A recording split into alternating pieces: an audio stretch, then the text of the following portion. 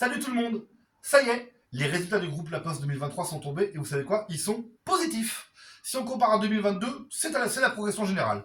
Le chiffre d'affaires qui était de 33 milliards d'euros en 2022 est passé à 34 milliards d'euros. Le résultat d'exploitation, c'est-à-dire les dépenses moins les recettes ou l'inverse, ça a progressé de plus de 300 millions d'euros.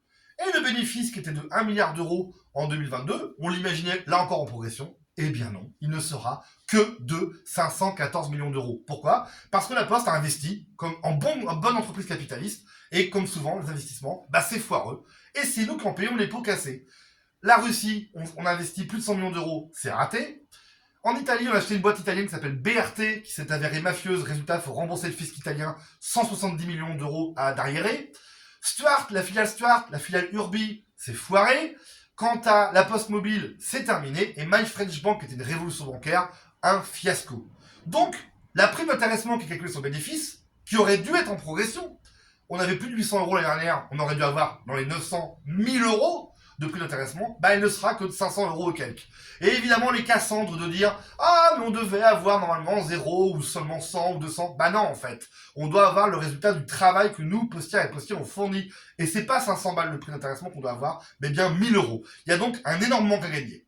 Si on rajoute les négociations salariales qui viennent de finir et qui nous font en fait que 3,5% en moyenne d'augmentation, c'est-à-dire quand vous gagnez 1500 euros, 50 euros par mois, quand on voit l'inflation, sa courbe puissante et le fait qu'on n'arrive pas à finir les fins de mois, 50 balles par mois, c'est insuffisant. Enfin, si on rajoute la mutuelle générale qui est censée nous protéger et qui s'avère maintenant moins avantageuse parce qu'il faut davantage cotiser pour être remboursé comme avant, on se rend compte qu'on est perdant dans toutes les lignes. Les salaires, c'est insuffisant. La prime d'intéressement, elle est divisée par 2. La mutuelle, ça nous coûte plus cher. Il est grand temps donc de se lever collectivement et d'aller chercher de vraies avancées salariales. Un peu partout sur le territoire, la conflictualité à la Poste a repris, souvent soutenue par Sud, la CGT, parfois par Force ouvrière. On pense évidemment au magnifique conflit à Millau de 43 jours, où les collègues facteurs-factrices ont été rejoints après par les collègues du réseau, ce qui s'est avéré gagnant. On pense plus récemment aussi à la région parisienne avec la fermeture du CNAP, on pense à Cayenne, on pense à Nantes, on pense à Mirande, bien sûr dans le Gers, qui est toujours en grève après 35 jours de grève, et on pense bien sûr à la pique de Cestas en Gironde, qui a montré la voie en commençant des débrayages, notamment sur la question salariale, qui a permis d'avoir des pics de débrayage, c'est-à-dire des gens qui sortent du boulot et qui protestent, notamment le 6 février, le 15 février et un peu le 28 février. Tout ceci est magnifique, mais n'est pas encore suffisant.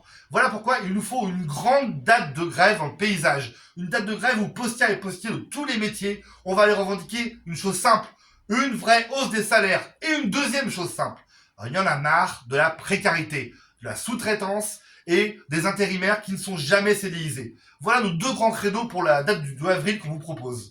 On se bat, les collègues, toutes et tous en grève, et on continue le lendemain, si on le souhaite, à se battre pour 1. Avoir des vraies hausses de salaire, on pense à un 13e mois. 2. À avoir un vrai plan de CDIsation pour les collègues précaires qui attendent un CDI. 3. À ce que les réorgues incessantes cessent et qu'elles arrêtent de dégrader nos conditions de travail. Et 4e, on a une vision du service public qui fait que les postiers et les postières sont là pour servir la population et pas pour servir une politique de profit.